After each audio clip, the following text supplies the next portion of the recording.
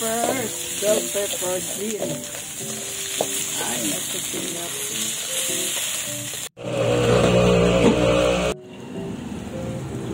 Yan ang pork chop. Gawin natin pork chop.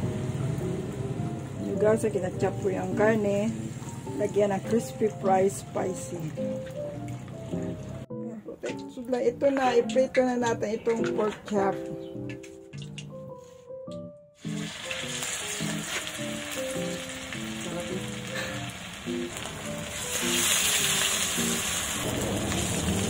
So, iprito natin siya.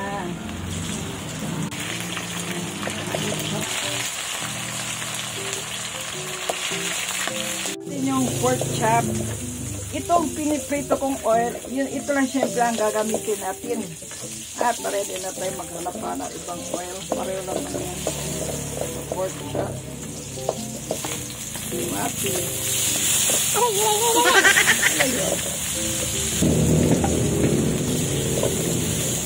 Onion. Tapos yung bell pepper. Spicy pepper. Bell pepper green.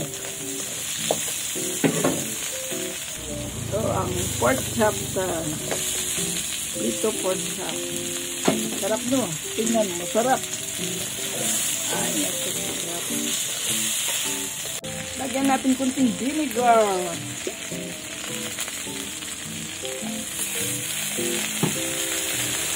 Gawin natin itong sweet and sour.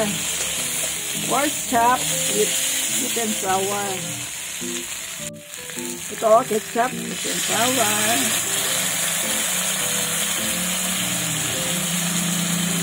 Ito, mapran, ketchup, sweet and sour. Sarap ito, tamis, tama.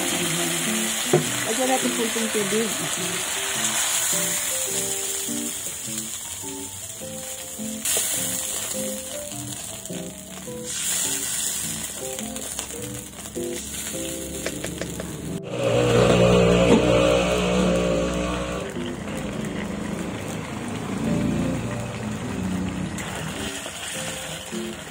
Sarap ng sweet and sour.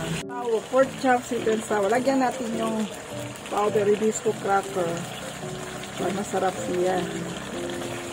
Okay.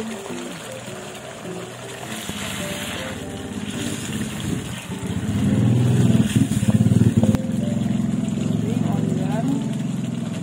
At lagyan natin siya ng cucumber. Wow, ito ang ulam namin ngayong tanghali. Pork chop, sweet and sour. Thank you guys for watching. Kain tayo guys. Sarap ulam namin. Pork chop with sweet and sour.